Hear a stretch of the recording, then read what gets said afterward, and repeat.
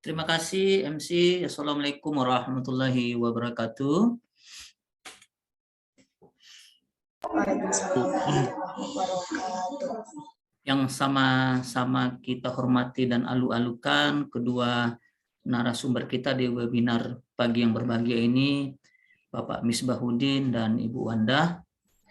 Kemudian terima kasih sekali kepada panitia webinar ini. Dalam perkiraan saya tadi yang melaksanakan adalah HMJ, tapi ternyata adalah mata kuliah. Ini luar biasa.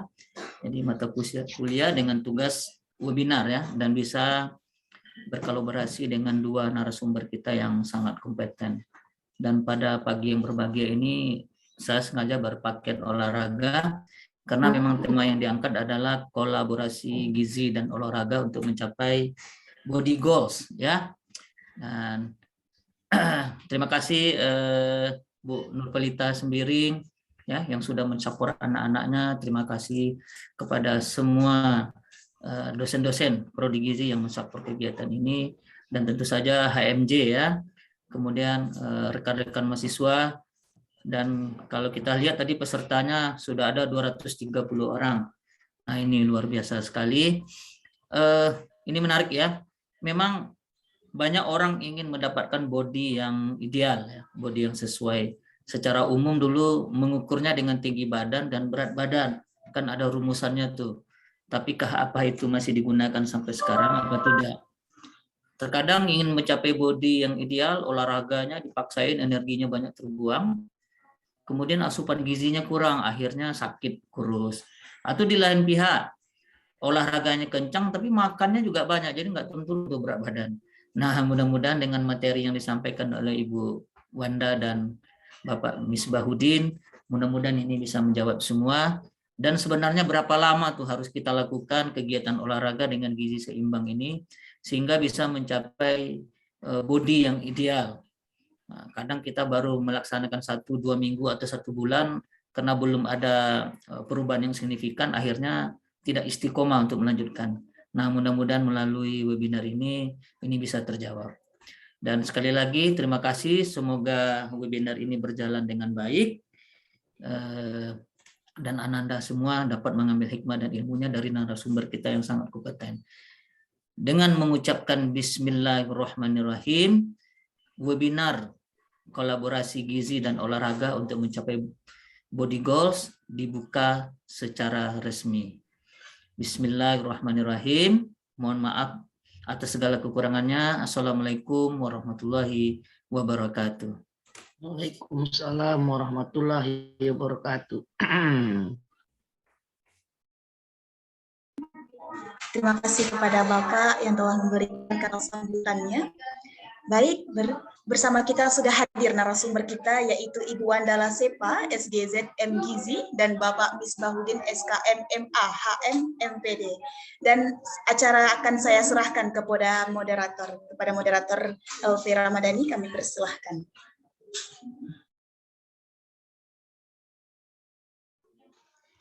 Baik, terima kasih kepada Aulia Syafitri selaku MC yang telah memberikan kepada saya untuk melanjutkan webinar pagi ini. Baik, hadirin peserta seminar sekalian, langsung saja kita memasuki acara inti yang paling kita tunggu, yaitu penyampaian materi oleh pemateri-pemateri yang berkompeten, dan juga nanti akan dilanjutkan dengan sesi tanya jawab setelah pemateri-pemateri kita selesai menyampaikan materinya.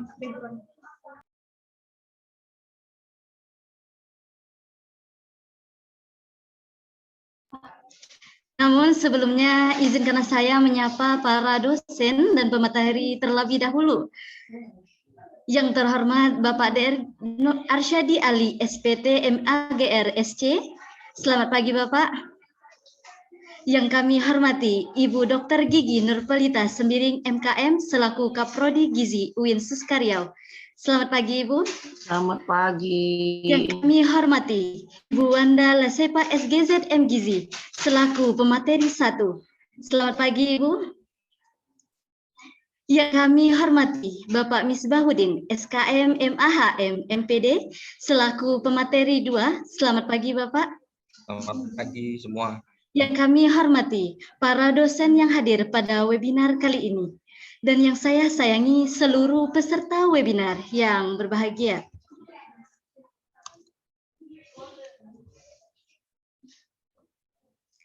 Assalamualaikum warahmatullahi wabarakatuh. Selamat pagi, salam sejahtera untuk kita semua. Selamat bergabung untuk seluruh peserta webinar pada pagi hari ini. Webinar kali ini kita akan membahas materi yang sangat menarik, yaitu kolaborasi gizi dan olahraga dalam mencapai body goals. Tentunya webinar ini diharapkan bisa bermanfaat dan bisa diterapkan dalam kehidupan sehari-hari kita tentunya. Memiliki tubuh dengan berat badan ideal pastinya merupakan dambaan bagi kita semua. Namun untuk mencapai body goals ini bukanlah perkara yang mudah. Nutrisi seimbang dan dilengkapi dengan olahraga teratur merupakan hal yang penting dalam menjaga berat badan yang kita inginkan. Namun pada dasarnya, body goals ini merupakan bonus dari gizi yang seimbang dan juga olahraga dan latihan tertentu. Baiklah, tema menarik inilah yang nanti akan kita bahas bersama-sama oleh pemateri-pemateri kita yang berkompeten pada seminar kali ini. Selanjutnya yaitu penyampaian materi pertama oleh Ibu Wandala Sepa SGZ MGZ. Tak kenal maka tak sayang, izinkanlah saya membacakan CV dari pemateri pertama kita ini. Ibu Wandala Sepa SGZ MGZ merupakan dosen Universitas Pahlawan Tuanku Tan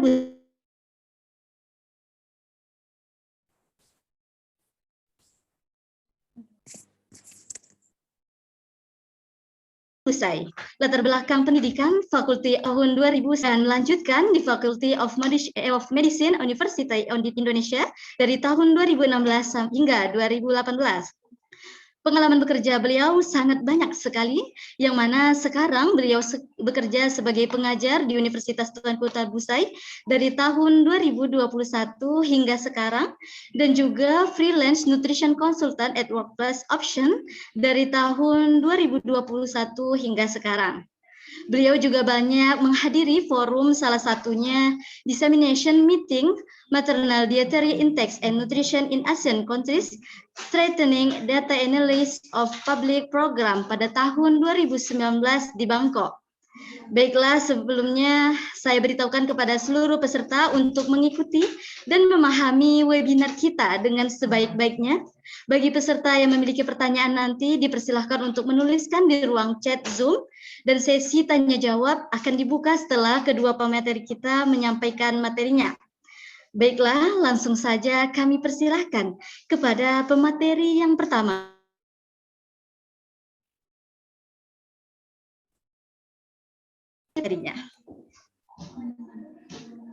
Baik, Assalamualaikum warahmatullahi wabarakatuh. Ya, terima kasih kepada moderator yang sudah memperkenalkan diri saya sebelumnya. Sebelumnya saya ingin menyapa dulu yang terhormat, selamat pagi kepada Bapak Arsyadi Ali sebagai Dekan Fakultas Pertanian dan Peternakan, dan juga yang terhormat kepada Kaprodi Gizi Ibu Dr. Gigi Sembiring, serta yang terhormat dan dosen gizi di Unsuska.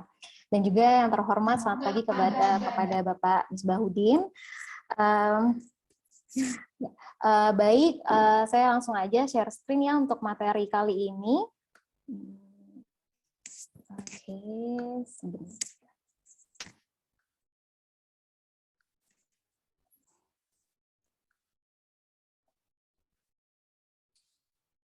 Ya, semuanya sudah bisa melihat ya share screen-nya. Baik, jadi karena memang kali ini itu tema dari webinarnya adalah hubungan antara capai body goals itu apa aja gitu ya, yang mungkin sebenarnya juga kita tahu, tapi nanti akan kita coba, saya akan coba paparkan lebih dalam lagi gitu. Nah, kenapa sih pentingnya gitu ya untuk mencapai body goals itu? Bahwa ternyata memang prevalensi obesitas di dunia itu khususnya juga sangat tinggi. Nah, bisa kita lihat di sini bahwa berdasarkan data dari World Data itu memang obesitas itu sebagai top 5 dari penyebab kematian gitu yang ada di dunia pada tahun 2019 gitu. Tetapi bisa kita lihat juga bahwa seperti high blood pressure atau hipertensi, kemudian perilaku peningkatan gula darah gitu ya, itu tuh kan merupakan juga penyebab dari terjadinya bukan maksudnya faktor resiko dari obesitas seperti itu. Nah, yang mana itu juga merupakan top 5 dari penyebab kematian itu sendiri begitu. Nah, dan kalau misalnya kita lihat dari prevalensi berbagai negara, bahwa memang rata-rata kejadian overweight atau obes itu banyak terjadinya pada negara-negara maju gitu, seperti ya United States gitu, yang mana prevalensinya itu bahkan mencapai 60% gitu ya. Sedangkan negara-negara berkembang seperti India, Sri Lanka, bahkan termasuk Indonesia itu mereka lagi fase yang namanya transisi gitu. Nah, sedangkan data dari Riskesdas gitu untuk prevalensi obesitas sendiri ternyata ada 2 jenis obesitasnya, yaitu ada obesitas sentral yang ditandai dengan lingkar perut, pengukuran lingkar perut pada wanita itu lebih dari 80 cm, kemudian pada pria itu lebih dari 90 cm. Dan memang trennya itu menunjukkan adanya peningkatan tuh dari tahun 2007 hingga tahun 2018 berdasarkan data dari Riskesdas gitu. Dan kalau misalnya dilihat dari segi indeks massa tubuh, memang prevalensi obesitas itu sendiri itu juga sudah mulai meningkat dari tahun 2007 hingga 2018. Nah, memang pada saat ini kita kan juga sedang mengalami yang namanya triple burden of malnutrition gitu. Jadi udah nggak beban ganda lagi, tetapi sudah triple nih masalah gizinya. Nggak hanya gizi kurang yang masih ada, tetapi juga dimulai dengan peningkatan masalah gizi lebih, dan yang terakhir itu mulai trennya yaitu masalah mikronutrien defisiensi, itu khususnya anemia dan mikronutrien defisiensi zat-zat mikronutrien lainnya, gitu ya. Nah, sebenarnya apa saja sih penyebab dari obesitas ini gitu?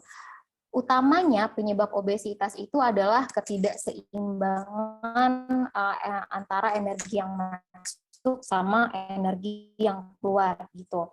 Jadi jika kalori yang masuk atau energi yang masuk ke dalam tubuh kita itu lebih banyak daripada kalori yang keluar, maka akan terjadi yang namanya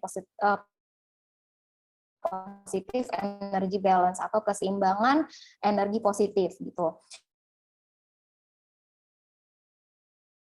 Energi negatif seperti itu. Dan kemudian faktor yang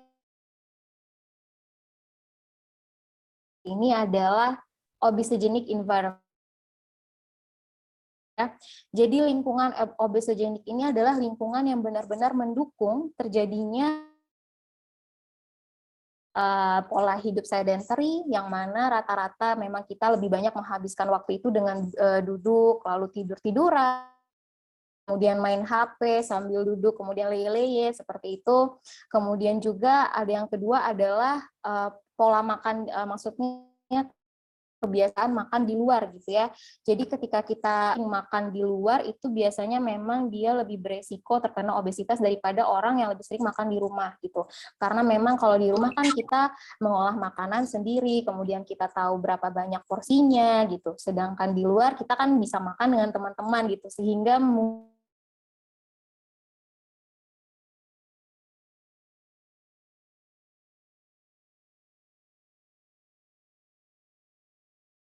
aplikasi online seperti GoFood,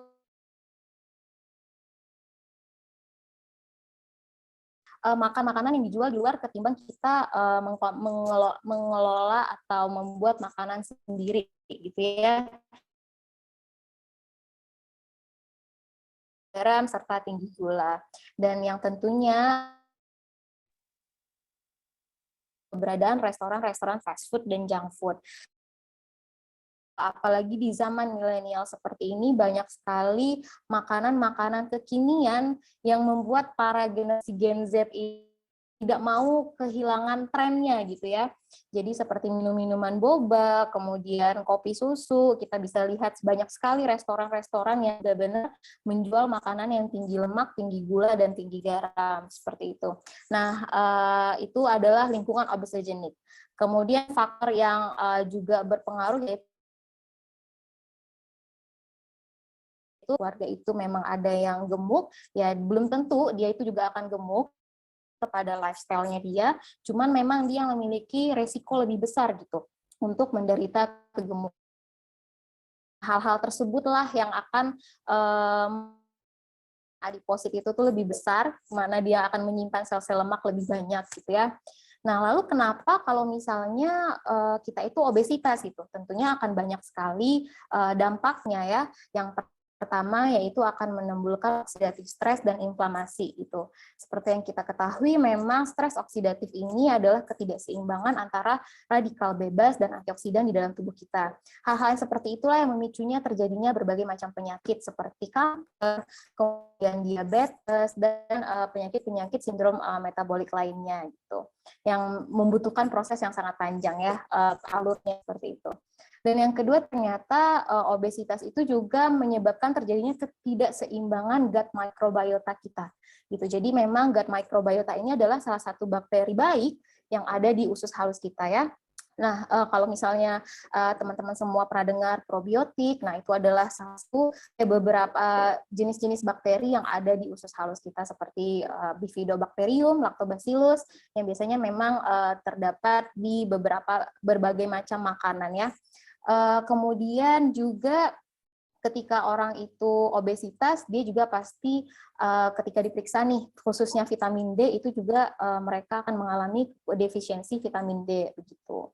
Dan kemudian juga ketika seseorang itu obesitas akan terjadinya perubahan hormon gitu, khususnya pada wanita gitu ya. Kalau wanita itu kan memang mereka jika dia obesitas dia akan cenderung menderita lebih besar gitu untuk menderita yang namanya PCOS gitu, polycystic ovarium syndrome gitu. Nah, itu adalah salah satu infertilitas gitu yang mana sel telurnya itu kecil-kecil. Nah, itulah terjadinya perubahan hormon. Jadi akan lebih susah untuk mendapatkan keturunan seperti itu. Nah, itu beberapa dampak dari obesitas itu sendiri. Nah, lalu bagaimana nih cara mencegah terjadinya obesitas gitu, atau misalnya jika ingin menurunkan berat badan gitu. Tentunya kalau ingin menurunkan berat badan ya kita harus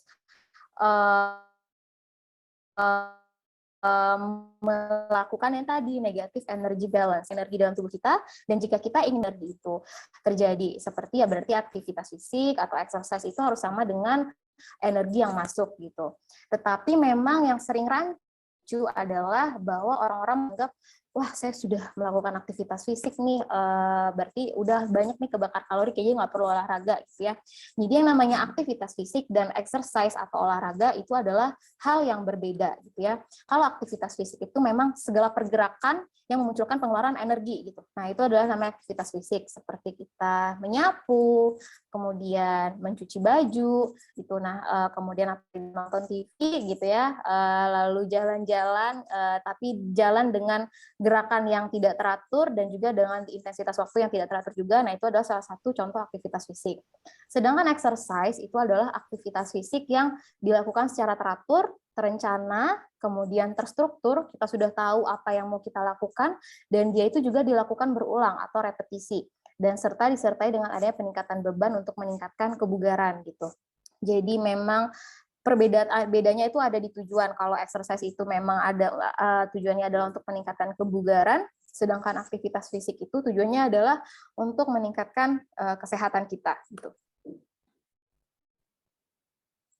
Nah, jadi ketika kita mau melakukan aktivitas fisik atau misalnya olahraga gitu, atau melakukan latihan gitu ya, kita harus tahu dulu nih, kita itu tujuannya adalah untuk kesehatan apa untuk kebugaran gitu, untuk meningkatkan derajat kesehatan kita atau untuk meningkatkan kebugaran. Karena orang yang sehat itu sebenarnya belum tentu bugar, sedangkan orang yang bugar itu sudah pasti sehat gitu ya.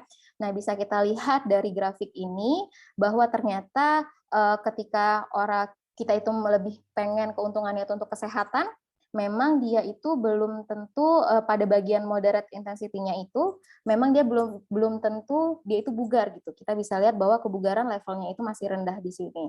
Tetapi kalau kita mau untuk meningkatkan kebugaran, bahwa kita itu harus melakukan exercise, dan exercise itu tidak hanya sekali tapi rutin gitu. Sehingga itu dijadikan satu rutinitas, bukan hanya untuk menurunkan berat badan dan hanya untuk bersifat sementara gitu. Contohnya misalnya seperti ini. Kalau misalnya kita mau ke gedung berlantai 3, naik tangga, itu kan kita akan terasa ngos-ngosan, kemudian akan terasa lebih capek, sehingga membutuhkan waktu agak beberapa menit untuk istirahat dulu. Nah, itu menandakan bahwa sebenarnya tubuh kita itu tidak bugar gitu. Untuk meningkatkan kebugaran itu, maka tubuh kita itu harus dilatih gitu untuk mencapai VO2 max biasa dan bisa beradaptasi dengan hal-hal seperti itu, dan pada akhirnya mencapai level kebugaran atau fitness level seperti itu. Nah, ketika kita mau melakukan exercise, itu ada beberapa konsep yang harus diterapkan, yaitu nama konsepnya adalah FIT gitu ya. Yang pertama adalah frekuensi. Seberapa sering kita melakukan latihan fisik. Nah, latihan fisik ini bisa dilakukan sebanyak 3-5 kali, kemudian intensitinya apakah intensitasnya itu sedang, berat, atau ringan gitu. Nah, disesuaikan dengan kebutuhan kita, disesuaikan dengan kemampuan kita, lalu time. Seberapa lama latihan fisik itu dilakukan, apakah hanya 20 menit, atau 30 menit, atau 45 menit. Dan tipe latihan fisik yang dilakukan, apakah itu jenisnya aerobik, atau mungkin jenisnya adalah strength, dan flexibility, dan segala macamnya. Gitu. Nah, dari WHO sendiri itu memang dia merekomendasikan paling enggak kalau misalnya kita itu melakukan aktivitas fisik yang moderat gitu ya, sampai atau kita melakukan aktivitas aerobik yang moderat, itu paling enggak dalam seminggu kita menghabiskan waktu sekitar 150 sampai 300 menit gitu. Jadi kalau misalnya olahraganya sekali 30 menit gitu, nah berarti sekitar dalam seminggu itu sekitar 5 kali gitu. Tapi kalau misalnya ternyata aktivitas fisik aerobik yang kita lakukan itu sangat berat, nah mungkin bisa dilakukan sekitar 75 sampai 150 menit gitu maksudnya. Nah, tetapi untuk memulai melakukan olahraga atau misalnya latihan exercise itu pelan saja gitu. Jadi yang tadinya kita memang tidak terbiasa melakukan latihan, ya bisa kita mulai dulu tahap pertama pada hari pertama sekitar 15 menit dulu gitu. Intensitasnya ringan aja gitu ya. Ya, kemudian nanti besoknya ketika tubuh kita sudah mulai beradaptasi dengan si 15 menit itu, kita tingkatkan lagi menjadi 20 menit gitu. Jadi tubuh kita sendiri tidak kaget dengan keadaan latihan seperti itu gitu. Jadi nggak perlu kita langsung ke berat gitu. Jangan-jangan nanti kalau misalnya kalian melihat teman gitu ya, dia udah bisa nih melakukan, misalnya tadi kita melakukan angkat beban gitu, bisa melakukan latihan beban itu selama 15 menit, terus teman kita ternyata bisa melakukannya 30 menit. Jadi pengen ikut-ikutan sampai 30 menit, ternyata kita sendiri itu belum mampu gitu untuk mencapai 30 menit itu sendiri. Nah, karena memang setiap orang itu memiliki pace yang berbeda-beda gitu ya. Jadi tidak sama, mungkin yang udah melakukan aktivitas angkat beban selama 30 menit tadi memang sudah terbiasa gitu kan, dan dia pasti memulai dari awalnya itu pasti dalam jumlah durasi waktu yang sangat singkat dulu, baru nanti akhirnya dengan durasi waktu yang sangat lama gitu. Nah, karena ini adalah suatu pola hidup sehat gitu ya, dan mau dijadikan sebagai gaya hidup, memang sebaiknya olahraga itu dilakukan secara rutin gitu. Mau durasinya lama, mau durasinya pendek, kemudian jenis latihannya apa, yang penting kita melakukannya rutin gitu, tidak hanya sekali-sekali. Tidak hanya di saat kita mau menurunkan berat badan, kemudian setelah berat badannya turun kita nggak mau lagi nih melakukan aktivitas fisik atau misalnya latihan gitu. Karena nanti ketika kita sudah menurunkan berat badan itu kan otomatis sebenarnya tubuh kita sudah bugar ya, sudah terbiasa dengan latihan-latihan yang kita lakukan. Lalu kita tidak mau lagi nih melanjutkan latihan-latihan tersebut, yang ada level kebugaran kita juga akan turun lagi gitu. Nah, untuk memulai kembali pasti akan sangat susah gitu. Jadi ya mulai pelan-pelan dulu saja, atau woles gitu ya. Nah, ini adalah jenis-jenis latihan yang bisa jenis-jenis latihan yang biasanya memang diterapkan dalam kehidupan sehari-hari. Itu ada aerobics training, yang mana memang fokusnya itu ada untuk kardiorespirator kita, gitu ya, kesehatan jantung, kesehatan paru-paru, seperti itu. Lalu itu contohnya bisa seperti jogging, kemudian skipping, bersepeda, gitu ya. Kemudian ada namanya strength and resistance training. Strength and resistance training ini memang dia lebih ke pembentukan otot gitu, untuk pemeliharaan otot. Lalu ada juga balance workout, ini melatih keseimbangan tubuh. Kemudian ada flexibility untuk melatih kelenturan, kefleksibilitasan tubuh kita. Biasanya jenis-jenis olahraganya seperti pilates, kemudian yoga gitu. Nah, kalau misalnya tujuan kita tadi untuk untuk melakukan latihan itu adalah untuk kesehatan, ya tipe aktivitas yang kita lakukan itu ada bisa tipe moderate atau sedang, aktivitas aerobiknya seperti jalan cepat. Nah, kemudian bisa dibarengi dengan muscle strengthening atau olahraga pelatihan otot tadi, yang mana paling nggak dalam seminggu itu ada 2 kali. Nah, itu bisa dilakukan sekitar 2,5 jam dalam 1 minggu gitu. Nah, kalau misalnya ternyata intensitas latihan aktivitas yang kita lakukan itu berat, ya seperti jogging, kemudian seperti berlari dengan pace 4-5 km per menit. Nah, itu mungkin bisa sekitar 1 jam 15 menit dalam seminggu. Nah, itu yang tujuannya adalah untuk kesehatan. Tetapi kalau memang tujuan kita adalah untuk meningkatkan kebugaran, gitu, mau menurunkan berat badan, ya bisa dalam seminggu itu latihannya ditingkatkan durasinya menjadi 5 jam.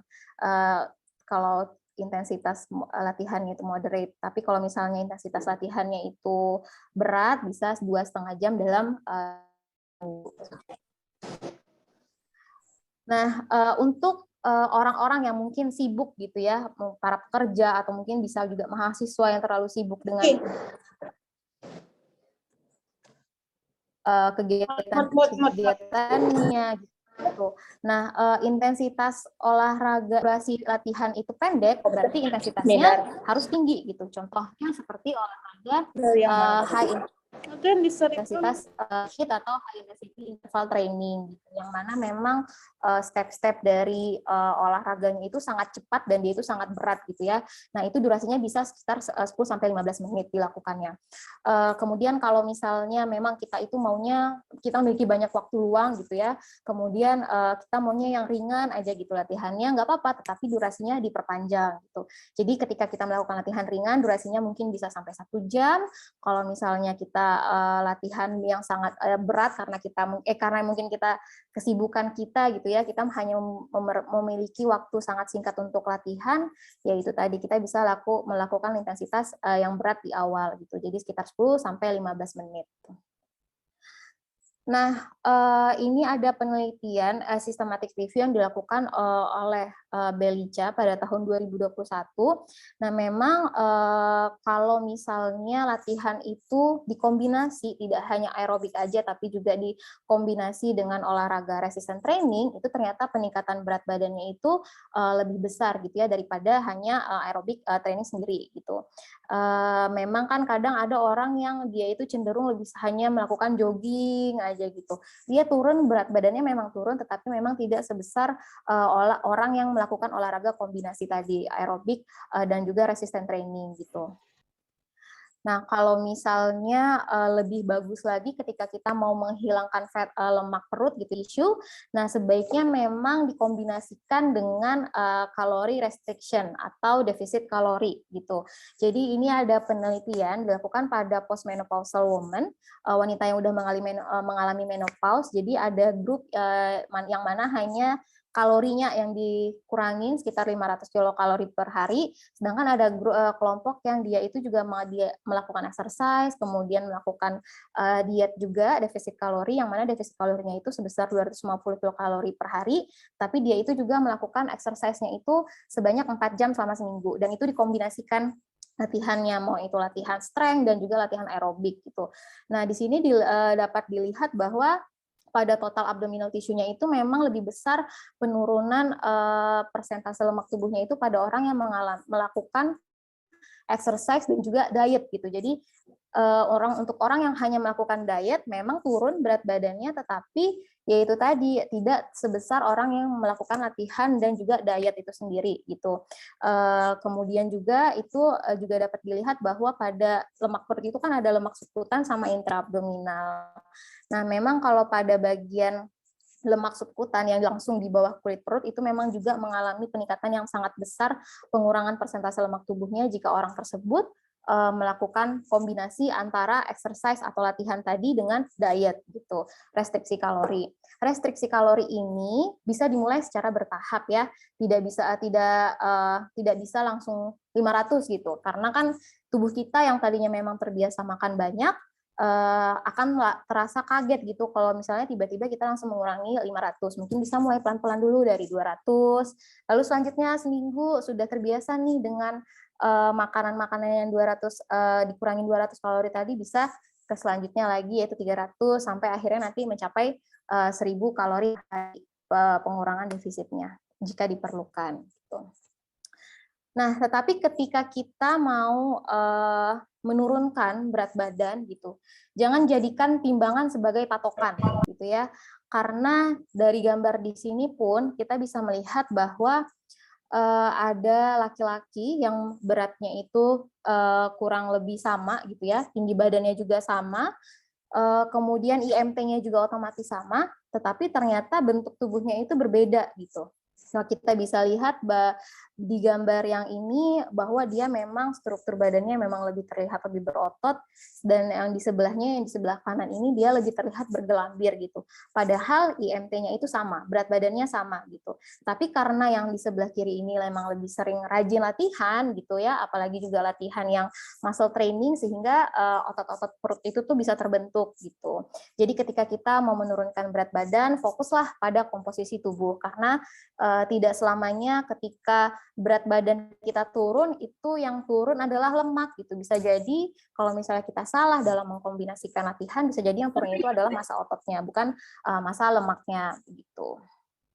Bagaimana caranya kita bisa mengetahui komposisi tubuh gitu ya? Memang ini agak susah. Biasanya ada alat yang digunakan di pusat-pusat kebugaran untuk mengukur persentase komposisi tubuh itu sendiri gitu. Ya, mungkin kalau misalnya adik-adik mau mencoba mengukur komposisi tubuh, bisa pergi ke pusat-pusat kebugaran tersebut gitu ya, untuk mengetahui berapa persentase lemak tubuh, dan kita bahkan juga bisa mengetahui level lemak visceral kita itu berapa gitu, sampai kita bisa juga mengetahui angka metabolisme tubuh kita sendiri gitu. Nah, setelah tadi menerapkan jenis-jenis latihan, kita bisa mulai lagi ke penerapan makanan gitu. Nah, biasanya banyak sekali jenis-jenis diet yang beredar di kalangan milenial, khususnya ada intermittent fasting, kemudian ada low fat diet, kemudian ada low carbs diet gitu ya. Nah, itu tuh sebenarnya ada plus minusnya gitu. Yang penting ketika kalian mau menurunkan berat badan adalah jika memang badan kita obesitas gitu ya, defisit kalori itu yang harus dilakukan seperti itu. Nah, dan juga harus diperhatikan kualitas makanan yang dikonsumsi gitu. Jadi memang kita harus tahu dulu nih angka metabolisme tubuh kita sendiri itu berapa.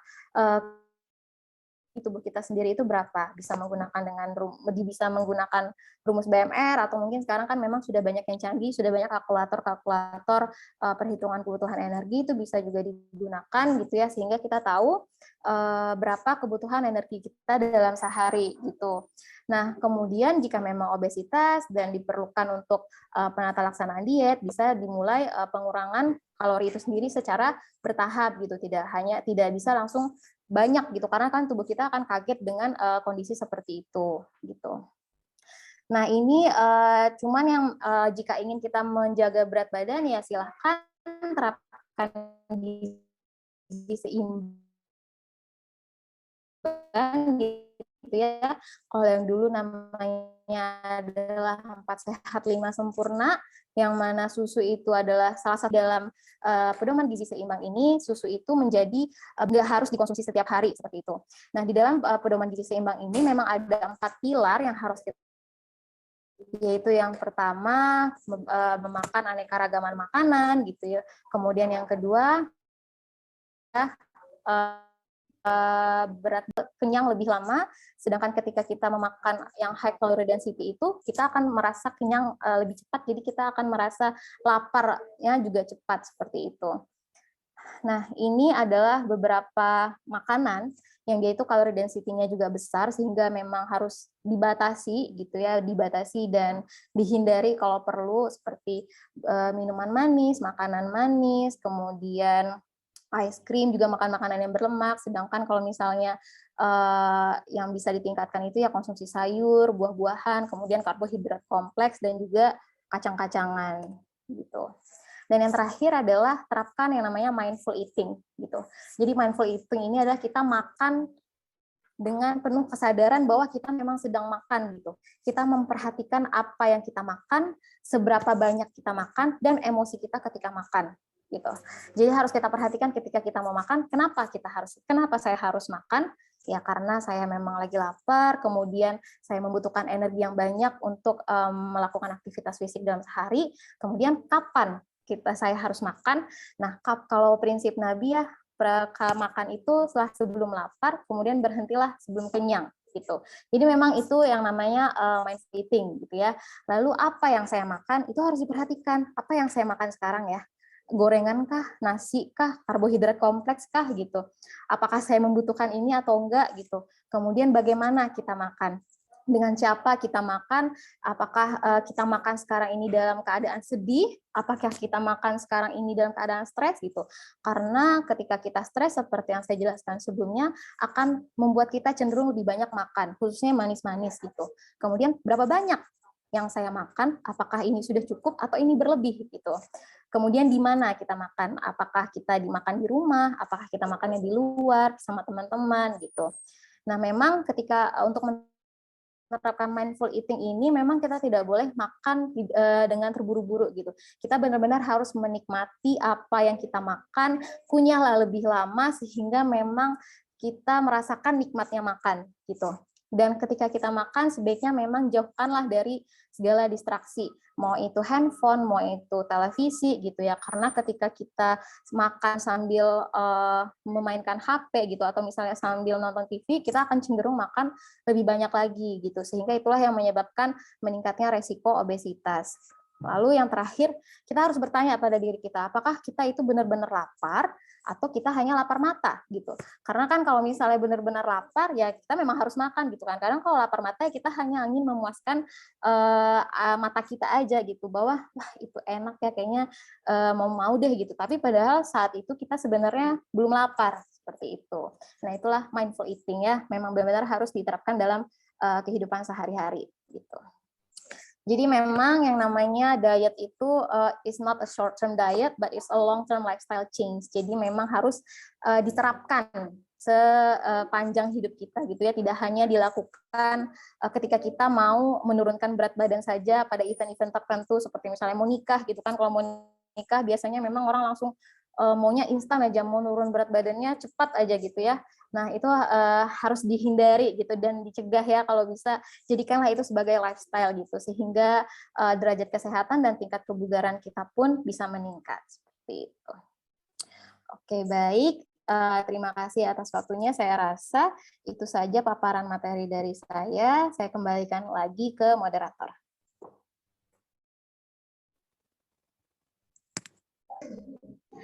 Baik, terima kasih banyak Ibu atas materi yang luar biasa ini mengenai pola hidup sehat dalam mencapai body goals.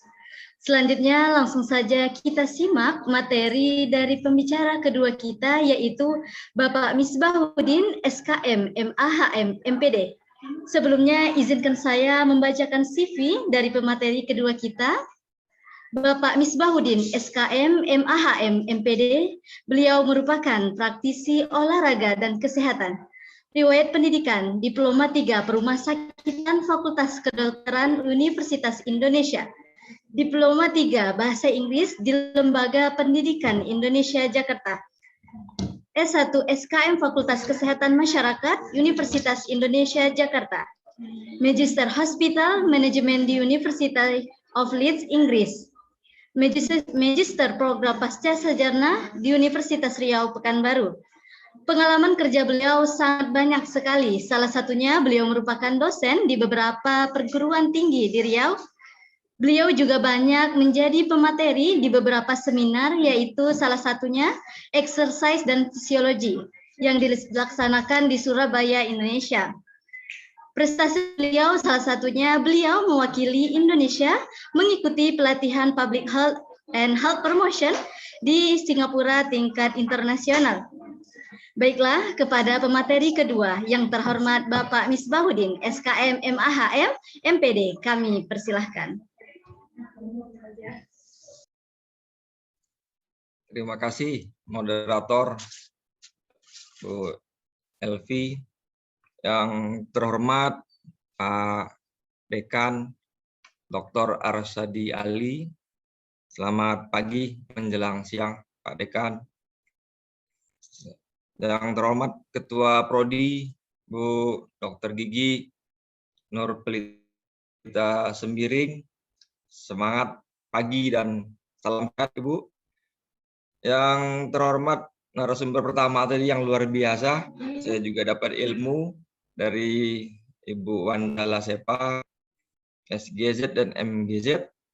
Dan tentu yang saya banggakan, Ketua Pelaksana, panitia tim, dan moderator, dan para peserta webinar yang luar biasa yang saya lihat sekilas ini memang nasional, karena saya lihat pesertanya tidak hanya dari Riau, juga ada dari beberapa provinsi saya lihat tadi, bahkan di Sulawesi dan di Sumatera Barat juga ada tadi saya lihat.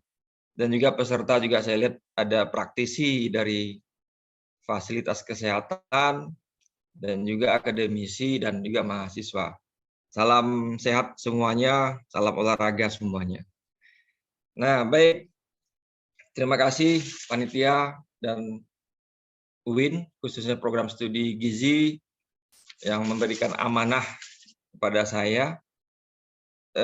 Pertama memang saya sampaikan, saya bertanya topiknya apa ini? Nah, apakah ada topik spesifik khusus? Nah, panitia memberikan tema secara garis besar kolaborasi gizi dan olahraga untuk mencapai body goals.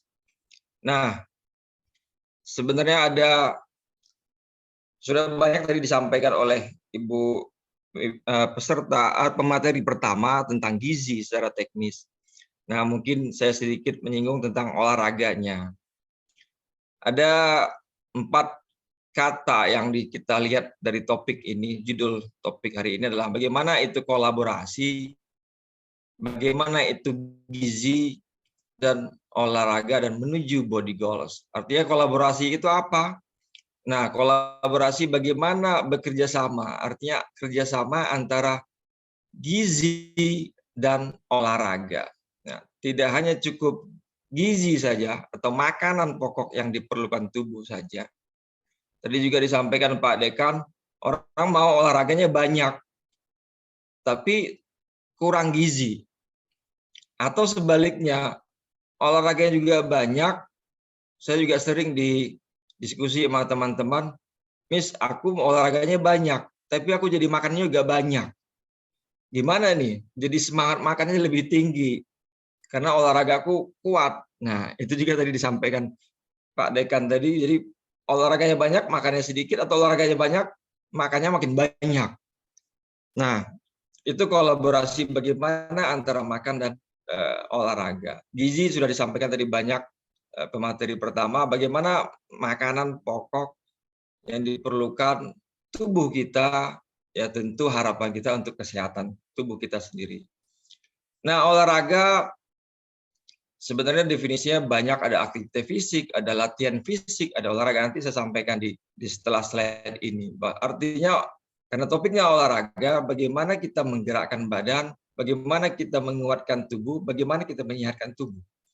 Nah, menuju body goals. Apa itu? Tadi juga Ketua Prodi sampaikan, semua orang ingin menjaga badan, jaga body. Nah, lu jaga body enggak? Nah, itu sering-sering dengan teman-teman sekarang. Bagaimana kita menjaga kesehatan, gaya hidup, pola hidup, membentuk tubuh idaman. Nah, ini kan banyak yang diinginkan para ya kita semuanya, bagaimana idealnya bentuk tubuh kita masing-masing. Sorry, bisa di next kan, lanjut ya. Nah, ini karena dari suara saya kedengaran ya? Siap. Ya, oke. Nah, tadi ada dua konsep, artinya antara gizi dan olahraga. Nah, sekarang kita lihat dulu gizi. Makanan gizi sehat atau tidak? Kita sih makan memang. Kita banyak makan, tapi apakah makan yang kita makan itu adalah mengandung gizi yang baik atau memang kurang baik? Bukan tidak baik. Nah, bagaimana caranya? Nah, pertama kita tanya diri sendiri kita. Saya bertanya pada diri saya sendiri, seberapa banyak makanan yang diperlukan seseorang? Nah, apakah harus banyak? Apakah memang sedikit? Atau memang seperti apa? Seberapa banyak? Yang kedua adalah bagaimana jenis makanan yang diperlukan. Banyak sekarang jenis makanan kita bisa ketemu di, ya apalagi zaman sekarang, kegiatan ngopi-ngopi, banyak makanan yang luar biasa jenisnya. Tinggal kita memilih apa jenis makanan yang mau kita makan. Yang ketiga adalah makanan apa yang boleh atau tidak boleh dikonsumsi untuk kesehatan. Karena sekarang banyak jenis makanan. Dulu saya ingat tahun 2018 itu lagi rame-ramenya tentang susu kental manis SKM gitu. Nah, apakah itu susu?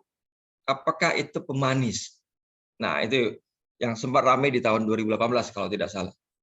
Nah, yang terakhir adalah bagaimana kapan makanan itu kita konsumsi. Apakah memang bangun tidur? Apakah sebelum tidur? Dan kapan? Silakan kita menjawab pada diri kita sendiri. Artinya, kapan waktunya makan, kita yang lebih tahu. Nah, itu dari unsur dari gizi. Nah, kita coba melihat dari unsur kebugaran jasmani atau olahraganya. Nah, kita sama-sama lihat olahraga ini banyak jenisnya. Cabang olahraga saja, kemarin saya baru ikut rakernya Provinsi KONI, bahwasanya di Riau ini sudah ada kalau tidak salah 46 cabang olahraga di Provinsi Riau.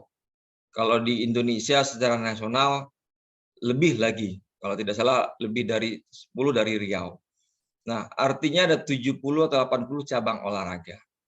Tinggal kita memilihnya, mau olahraga apa ya. Nah, kita jawab lagi kembali pada diri masing-masing. Nah, tapi dari unsur-unsur bagaimana olahraga atau kebugaran jasmani itu, ada banyak unsur bagaimana kita mau melatih pada tubuh kita sendiri. Yang pertama adalah bagaimana melatih kekuatan, power, strength kita untuk body kita. Nah, di sini banyak, tadi juga disampaikan pemateri, yang pertama banyak gym atau tempat gelanggang olahraga yang menyediakan tempat untuk latihan beban di beberapa tempat di Pekanbaru. Nah, nggak dikasih kelas tadi. Sorry, ada suara. Nah, jadi kita bisa menggunakan latihan beban di tempat-tempat gelanggang olahraga atau gym yang kita sering kenalnya. Kalau memang kita mau melatih diri sendiri, ya mohon maaf bisa dikatakan free, kita juga tidak perlu latihan beban yang ada, tapi kita bisa menggunakan beban badan sendiri. Nah, contohnya seperti push up, sit up, dan lain sebagainya. Artinya menggunakan beban sendiri untuk melatih power atau kekuatan kita sendiri. Nah, yang kedua adalah bagaimana melatih kecepatan. Nah, melatih kecepatan bisa dengan mudah dan murah. Anda tinggal coba lari dengan jarak pendek di sekitar rumah saja mungkin, dengan jarak-jarak 20 meter meter saja, Anda bisa mencoba tes dengan waktu, lari dengan secepat mungkin, kecepatan tinggi, dengan jarak yang pendek. Nah, itu cara mudah dan murah menurut saya melatih kecepatan kita. Nah, ada yang ketiga adalah melatih kelincahan kita. Ada yang disebut dengan agility. Nah, apakah kita lincah? Nah, lihat sendiri dengan body kita sendiri. Tentu dengan berat badan yang lumayan berat, itu tentu susah untuk lincahnya badan kita sendiri. Nah, bagaimana cara melatih, bagaimana kita bisa lincah dan sebagainya? Artinya dalam dunia mungkin ada peserta ini dari mahasiswa, juga mungkin ada yang bekerja juga. Bagaimana kita lincah bergerak ke satu tempat ke tempat yang lain. Nah, bisa dilakukan dengan latihan olahraga lari bolak-balik, salah satu contohnya. Artinya dengan jarak yang pendek saja dekat rumah, dengan jarak-jarak 5 meter saja Anda bolak-balik 8 kali saja, itu sudah kita melatih diri sendiri bagaimana kelincahan kita sendiri. Dan ini juga bermanfaat di dunia sehari-hari kita di kuliah maupun di dunia kerja. Apakah kita lincah atau tidak? Jadi cukup dengan lari bolak-balik saja dengan 5 meter pendek. Coba Anda coba sendiri 8 kali bolak-balik. Apakah Anda dengan menggunakan waktu berapa detik Anda bisa mencapainya? Nah, ada tadi juga disinggung dengan latihan kelenturan, flexibility. Ini gampang sekali. Anda mungkin sambil duduk sekarang mendengarkan webinar, duduk, lurusin kaki, kakinya lurus, jangan ditekuk. Coba Anda sentuh hidung Anda dengan ke lutut Anda. Sampai enggak ya? Nah, ini juga simple, murah, mudah dilakukan di mana saja. Artinya hanya menyentuh hidung kita sendiri ke lutut kita sendiri dengan tetap kaki lurus. Sedang duduk boleh, sedang berdiri juga boleh. Nah, ini contoh mengetes atau melatih kelenturan flexibility. Saya pernah baca di suatu riset penelitian olahraga dari dokter olahraga, bahwasanya kita olahraga itu maka diperlukan dengan peregangan pemanasan. Artinya perlu ada peregangan sebelum adanya latihan inti. Nah, ini yang kadang-kadang kita lihat teman-teman sebagian ikut-ikutan olahraga, langsung bermain olahraga permainan itu banyak seperti futsal, bola voli, bola kaki. Mereka ikut-ikutan bermain tapi tanpa peregangan, tanpa pemanasan. Nah, padahal dalam riset yang saya baca juga, dan juga fakta yang kita lihat, pemanasan peregangan itu sangat diperlukan sebelum kita olahraga, bermain, ataupun renang, dan sebagainya. Nah, itu juga salah satu melatih kelenturan flexibility kita. Dan terakhir adalah bagaimana kita latihan daya tahan kita, fisik kita, endurance kita. Nah, sorry, slide-nya dari saya atau dari panitia ya? Halo? Maaf Pak, sebentar Pak, sepertinya ada kendala jaringan. Oh, tapi suara saya kedengaran? Kedengaran Pak. Ya. Slide-nya dari saya atau dari panitia? Tadi saya lihat dari panitia. Atau dari saya atau gimana?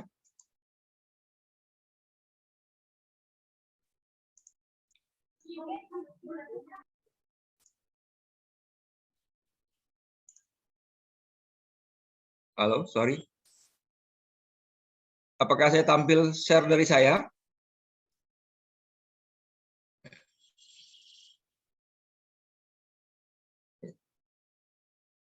Oke, kita di slide yang keempat ya.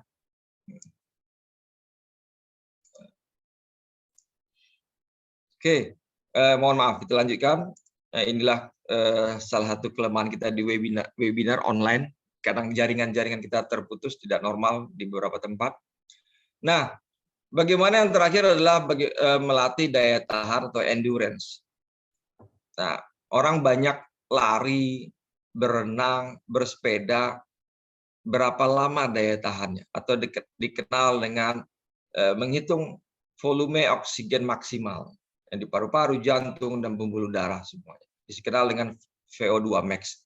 Nah, inilah unsur-unsur dari olahraga, dan juga tadi sebelum slide yang ketiga adalah tentang gizi dan olahraga. Nah, kita masuk ke berikutnya adalah bagaimana body goals. Nah, goals itu tujuan kita, bagaimana kita menuju badan yang ideal. Apakah, silakan Anda jawab diri sendiri, apakah saya kurus? Ya, mungkin bisa dengan simpel, memang hanya simpel dengan timbangan. Apakah saya gemuk atau lebih dari gemuk, obesitas? Atau memang saya ideal badan saya? Nah, itu silakan Anda jawab sendiri dengan banyak rumus-rumusnya juga tadi disampaikan untuk mengukur berat badan ideal. Nah, jadi intinya adalah untuk menuju body goals yang saya juga sering diskusi. Kebetulan memang saya juga pengajar olahraga di tempat latihan olahraga khusus, memang olahraga bela diri. Nah, banyak teman-teman orang tua juga diskusi bagaimana membentuk badan yang seimbang. Perlu adanya keseimbangan pastinya. Ada balance. Kalau dikenal dalam ilmu bela diri atau di Cina itu ada yin and yang. Artinya ada berpasangan.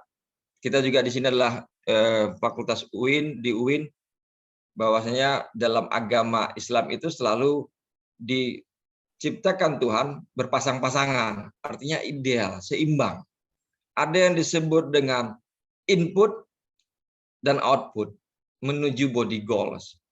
Artinya apa? Kita harus, kalau saya selalu hanya seimbang, berpikir bagaimana seimbang antara input dan output. Ini slide yang berikutnya, next slide ya. Nah, seimbang antara input dan output. Inputnya tentu yang kita masuk ke dalam tubuh kita sendiri. Makanan. Makanan apa? Tadi sudah banyak disampaikan pemateri pertama. Gizi apa atau makanan apa yang mau dimasukkan dalam tubuh, dan berapa banyak yang dikeluarkan oleh tubuh sendiri. Bisa melalui urin, atau ya feses, atau melalui keringat. Nah, apakah seimbang? Nah, makanya saya selalu gitu berpikir, menjawab diskusi dengan teman-teman, perlunya keseimbangan antara input dan output. Perlunya keseimbangan antara masuk yang kita makan dengan apa yang kita keluarkan.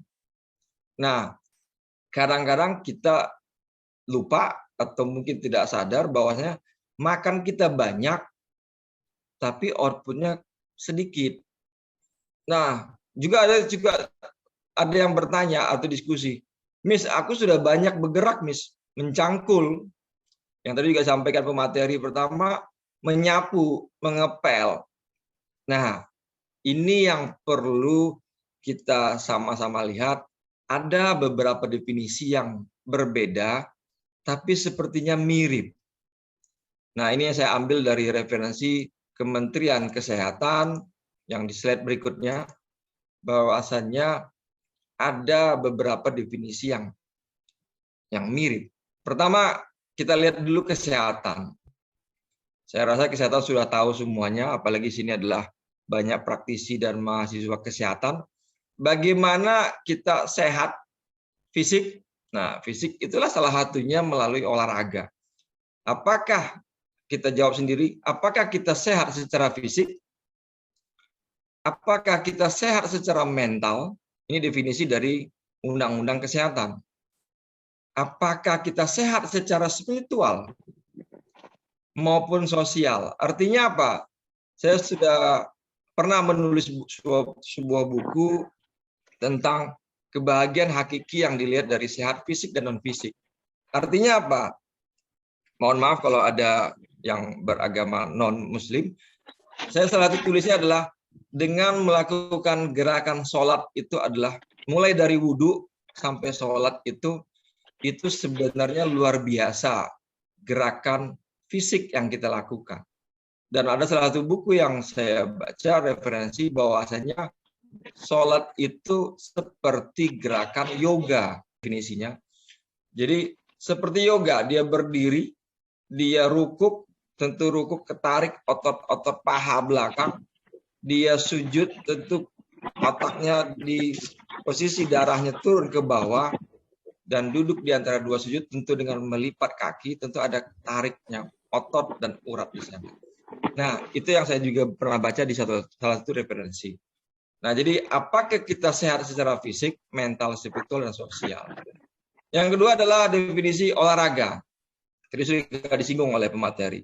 Ternyata olahraga, aktivitas fisik, latihan fisik, kebugaran jasmani itu ada sedikit perbedaan. Nah, di sini saya merahkan bahwasanya olahraga itu sama halnya mirip dengan latihan fisik, tapi ada perbedaan sedikit yang saya merahkan. Olahraga itu apa? Bagaimana kita beraktivitas fisik. Nah, bergerak, fisik kita bergerak.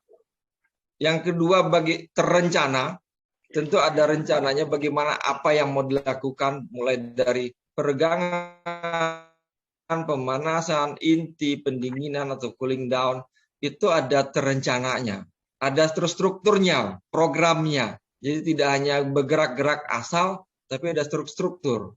Dan berkesinambungan, terus-menerus saling menyambung dia. Tidak tiba-tiba putus dan terus melibatkan gerakan tubuh yang berulang-ulang. Peda merah satu lagi, kalau olahraga ditambah dengan aturan tertentu. Bahwasannya olahraga itu, masing-masing cabang olahraga memiliki aturan yang berbeda-beda. Nggak usah jauh-jauh, bela diri itu aja sama mirip, tapi punya peraturan yang berbeda-beda. Tujuannya apa?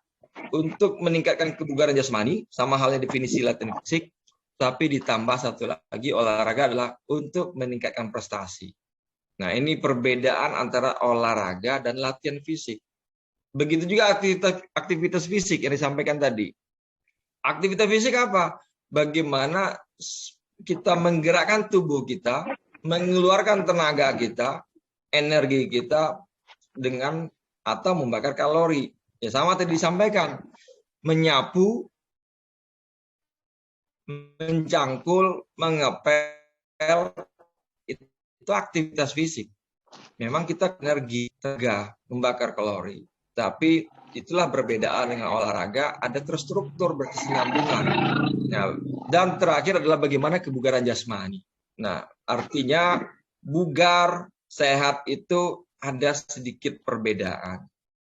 Kita semua di sini, insya Allah di Zoom ini, kita semuanya sehat semuanya. Tapi apakah kita bugar? Nah, silakan tanya diri sendiri, silakan dicoba diri sendiri. Ada perbedaan sedikit. Kalau kita sehat, belum tentu kita bugar. Nah, tadi sudah dicontohkan oleh Ibu pemateri pertama, Bu Anda. Salah satu contoh yang mudah adalah memang naik tangga. Bagaimana kita mau naik tangga, yang tadi disampaikan 3 lantai. Simpel saja, kalau saya cara mengukurnya simpel. Kita sama-sama naik tangga 3 lantai gedung atau 5 lantai, rasanya ngos. Tapi apakah kita bisa cepat atau mengontrol nyabut sesaknya terus?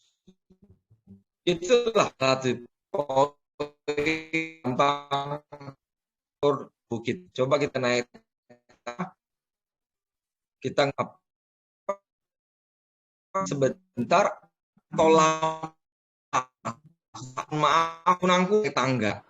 Nah, itu sehat. Makanya sedikit berbeda di ruang lingkup olahraga. Nah, olahraga sendiri sebenarnya ada 3 definisi, ini next slide berikutnya, bahwasannya olahraga itu ada 3. Ada olahraga pendidikan yang kita bisa belajar di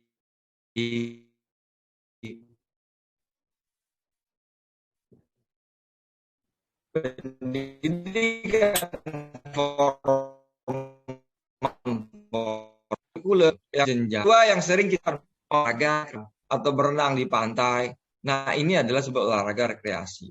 Bagaimana bersama dengan keluarga, hubungan sosial juga terjalin dan senang bergembira. Nah, itu namanya olahraga rekreasi. Ada yang disebut dengan olahraga prestasi. Nah, ini yang sering yang kita lihat dalam dunia olahraga pertandingan.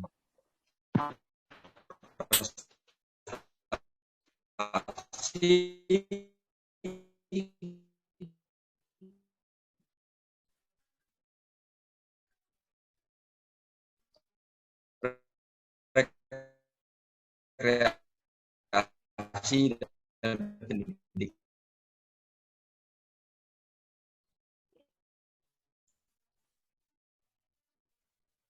Bisa disampaikan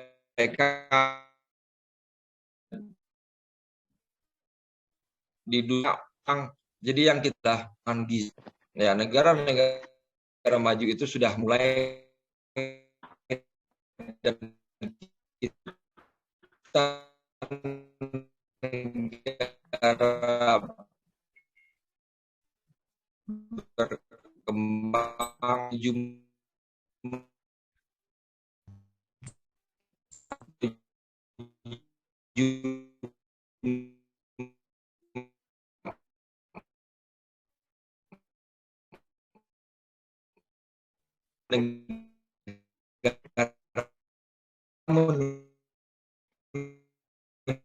seperti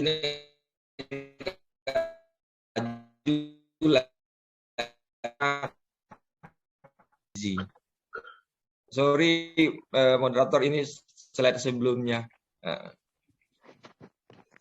yang gambar tabel sebelumnya lagi, sebelumnya lagi.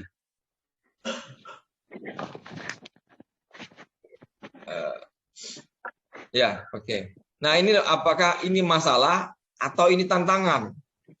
Kalau saya melihat ini adalah tantangan mahasiswa gizi. Artinya apa? Saya melihat dan juga membaca di salah satu media, asupan gizi atlet masih kurang diperhatikan. Nah, ini udah ngomongin bagaimana salah satu cabang olahraga. Dan ini juga saya melihat secara fakta, tidak hanya berita. Ya, rata-rata saya lihat, mungkin tidak semuanya, tapi rata-rata. Bagaimana asupan gizi atlet itu masih kurang diperhatikan. Bagaimana asupan makanan itu tidak dianggap sebagai hal teknis, tapi hanya soal emosional. Oh iya, dia kurang makan, kurang gizi, tapi nggak mengukur teknisnya seperti apa. Kalau olahraga ini harusnya gizinya seperti apa? Karena setiap cabang olahraga itu berbeda-beda gerakan teknis. Nah, tinggal mengukurnya. Nah, yang ketiga adalah bagaimana pembinaan cabang olahraga masih kurang konsisten dalam program diet khusus atlet tersebut. Dan saya melihat juga bagaimana sebagian besar perkumpulan, federasi, persatuan cabang olahraga ini belum peduli dengan gizi olahraga. Jadi artinya mereka bebas memakan, mengkonsumsi apa saja. Padahal makanan yang tepat, kualitasnya, kuantitasnya menghasilkan kondisi fisik, performance atlet. Artinya, makanya saya bilang, apakah ini masalah atau tantangan? Kalau saya menganggap inilah tantangan buat mahasiswa gizi. Anda harus ikut terlibat dalam dunia olahraga. Kita bisa lihat sendiri beberapa pengurus cabang olahraga tidak atau kurang melibatkan para ahli gizi. Padahal saya melihat satu cabang olahraga itu minimal ada satu aja cabang orang ahli gizi. Bayangin, Kalau di sini di Riau saja ada 46 cabang olahraga, harusnya ada minimal 46 ahli gizi di dalam satu cabang olahraga. Nah, ini saya bilang sebenarnya peluang atau tantangan bagi kita semua di sini. Nah, oke. Nah, tadi sudah disinggung bagaimana IMT, bagaimana indeks massa tubuh, walaupun tidak digambar dari pertama tidak menjamin juga sama-sama IMT, tapi minimal kita bisa mengukur diri sendiri bagaimana salah satu cara mengukur indeks massa tubuh kita. Apakah kita termasuk normal, kurus, atau gemuk. Nah, ini salah satu referensi yang saya ambil. Silakan tinggal coba-coba saja nanti bagaimana berat badannya. Kalau beratnya tingginya berapa, 170, beratnya 70, biar gampang kali-kalinya. Nah, apakah kita termasuk kurus, gemuk, dan normal? Ini cara massa tubuh dan salah satu referensi. Tinggal kita kombinasi dengan olahraganya. Nah, bagaimana mencapai body goal sesuai dengan topiknya? Nah, ke slide selanjutnya bahwasannya ada beberapa step langkah-langkah kita bagaimana menuju body goals tersebut. Artinya, tubuh ideal itu memang impian setiap orang. Nah, rata-rata. Kalau saya melihat, Miss, ini badan aku gemuk, Miss, gendut. Wah, ini contoh orang sukses. Nah, kadang-kadang itu hanya ya modus-modus yang kadang-kadang dia susah sendiri untuk melakukan olahraga. Nah, tubuh ideal membuat penampilan mempesona. Nah, ini yang betul-betul kita sama-sama coba. Tubuh ideal rata-rata insya Allah meningkatkan kepercayaan diri kita. Anda akan pede dengan tubuh yang ideal. Tapi tubuh ideal tidak semudah membalikkan telapak tangan. Bagaimana caranya? Makanya tubuh ideal ini, karena ini banyak mahasiswa mungkin, layaknya cinta penuh perjuangan. Artinya tidak seperti... Maaf Bapak, waktunya tinggal 5 menit lagi. Oke, dikit lagi selesai. Ya, artinya apa? Tubuh ideal body goals itu tidak seperti mie instan. Mie instan saja dibuka, dimasak dulu, tapi ini proses. Nggak tiba-tiba langsung berat badan ideal. Makanya langkahnya seperti apa? Ada 3 langkah simple yang saya ambil dari salah satu referensi. Learn, plan, do. Bagaimana kita belajar diet itu seperti apa? Apakah memang tidak boleh makan? No. Hanya menjadi pola makan sehat itu seperti apa? Habis kita rencanakan, anggap kita seperti seorang ahli gizi, walaupun kita mungkin bukan seorang ahli gizi, tapi kita coba seperti ahli gizi. Bagaimana porsi makanan itu yang ideal dibutuhkan. Dan kerjakan, do. Jangan hanya teori saja, tapi lakukanlah seperti gaya hidup kita sendiri. Nah, jadi kurus dan gemuk itu adalah tergantung sudut pandang kita lihat. Yang pertama adalah bagaimana frekuensi makanannya, plus atau minus. Olahraganya bisa aerobik, aerobik atau anaerobik, latihan aerobik atau anaerobik. Apa camilan sehatnya? Bagaimana konsumsi protein untuk mengganti selaras dengan olahraga, pembentukan tubuh dan otot, dan terakhir adalah bagaimana istirahat yang cukup. Ini satu referensi yang saya ambil dari Kemenpora, Kementerian Pemuda Olahraga. Beliau adalah Profesor Nutrisi Olahraga, Pak Joko Pekik. Saya ambil salah satu referensi beliau, salah satu makanan adalah makanan pisang menjadi makanan favorit saat bertanding. Artinya apa? Kandungan pisang ini luar biasa isinya. Dan bagaimana tadi sudah dijelaskan juga bagaimana kita mau makan. Saya simpel saja dengan gambar ini pola makan. Ada istilah isi piringku yang normalnya, atau untuk orang yang obesitas bagaimana piring T. Nah, itu hanya dalam bentuk gambar saja. Artinya simpel saja. Kalau saya selalu, kalau Anda mau makan nasi dalam sebuah piring, samakan nasi sama sayurnya. Nah, itu simpel saja. Jadi biar simpel cara mengukurnya, banyakkah nasinya atau sayurnya? Kalau dalam ilmu piringku ini, dalam Kemenkes ini, sayur dan nasinya harus sama, seimbang. Jadi kalau Anda lapar, ya tentu sayurnya juga harus banyak sama. Nah, jadi itu patokannya yang gambar piring ini. Jadi intinya adalah bagaimana kita mengatasi obesitas ini, ya meliputi diet, makanan, exercise, olahraga, bagaimana Anda modifikasi perilaku lifestyle Anda, dan kalau sudah parah tentu pendekatan medis. Jadi hindari ya, emosi yang makan yang berlebihan, dan tetap jaga kesehatan, cintai diri sendiri, artinya kenali diri kita lebih dekat, berpikir positif, perbanyak relasi sosial biar senang, banyak tertawa, sediakan waktu untuk diri sendiri, diet sehat, dan lakukan hobi yang menyenangkan kita.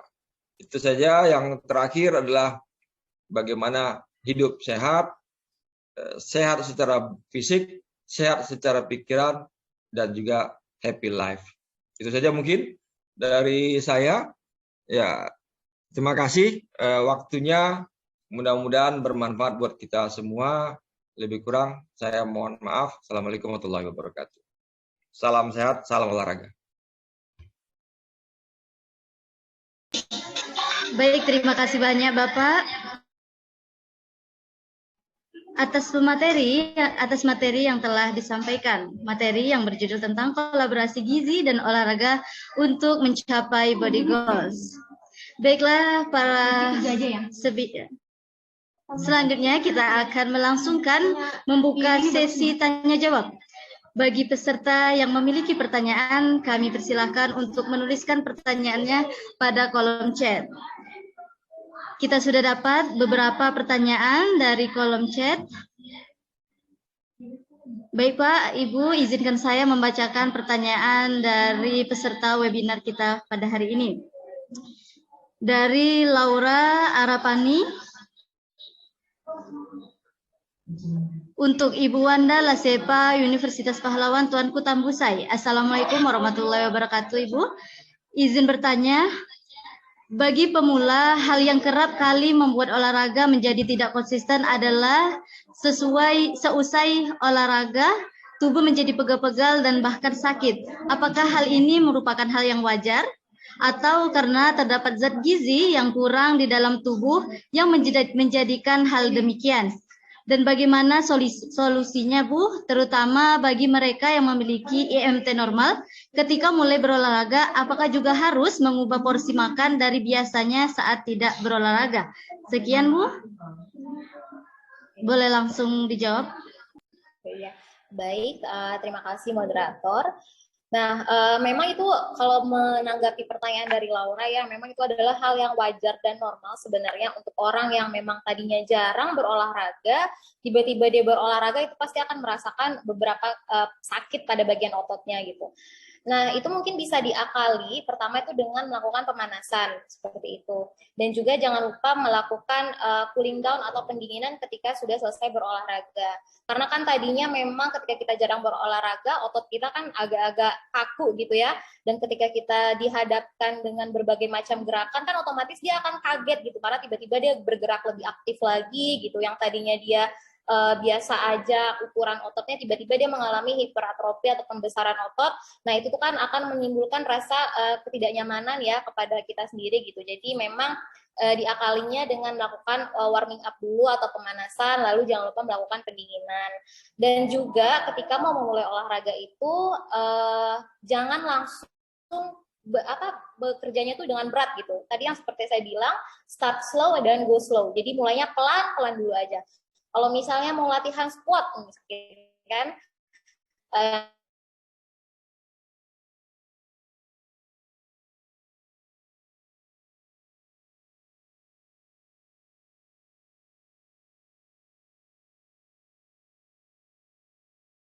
akan ada terasa sakit, gitu. Mungkin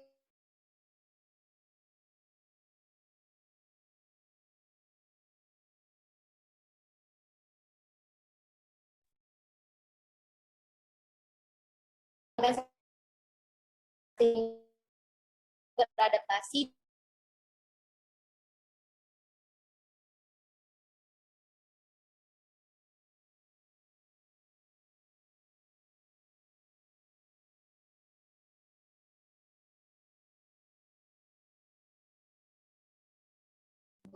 Maaf sebelumnya untuk peserta webinar sepertinya ada kendala jaringan oleh Ibu Wanda Lasepa. Di MP normal ya.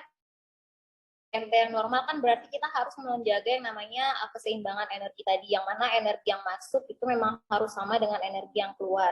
Tidak perlu harus mengurangi porsi makan, tetapi lebih menjaga kualitas yang makanan yang dimakan gitu.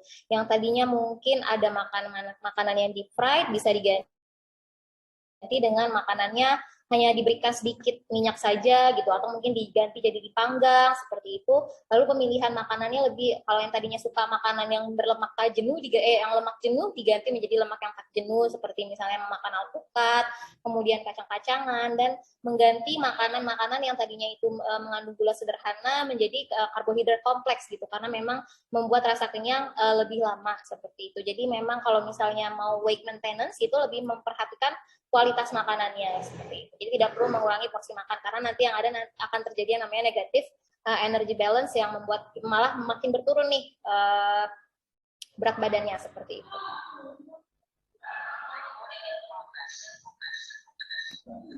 Baik, terima kasih Ibu atas jawaban dari pertanyaan Laura tadi. Selanjutnya, seperti yang kita lihat ada yang ingin raise hand dan ingin bertanya. Kami persilakan kepada Bapak Syamsul Bahari untuk mengutarakan pertanyaannya kepada pemateri kita.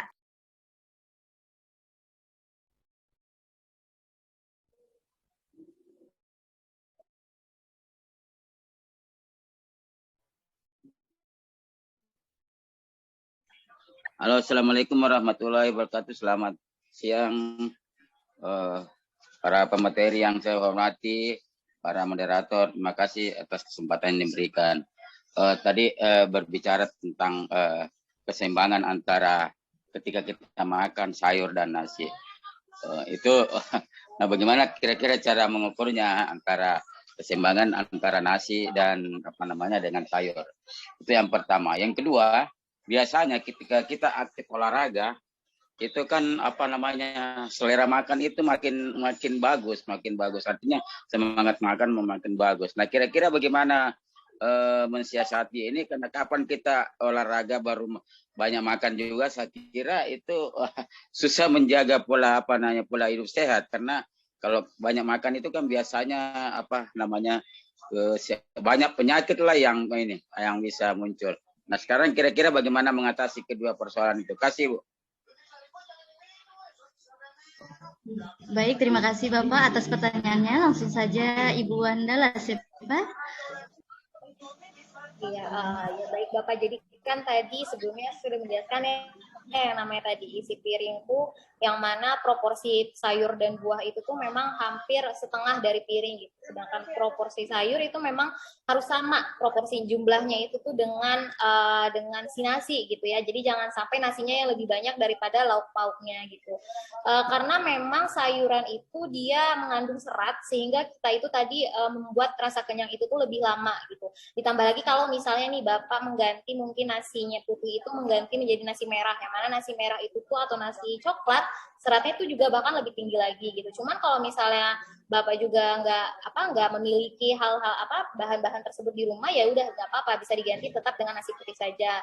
Atau yang lebih baik lagi diganti karbohidratnya dengan sumber yang lain, sehingga terjadi keanekaragaman nih dari buat tubuh Bapak sendiri gitu. Karena kan memang sumber zat gizi dari nasi aja itu tuh ada juga yang nggak ada di sumber zat karbohidrat yang lain, seperti vitamin dan mineralnya yang juga berperan penting untuk tubuh kita gitu. Nah, seperti yang dijelaskan oleh Bapak Misbahudin tadi, memang proporsi nasi harus disamakan dengan proporsi sayur, itu prinsipnya gitu. Dan untuk lemak, untuk protein hewani seperti ikan, ayam dan segala macam itu proporsinya bahkan harus lebih sedikit gitu.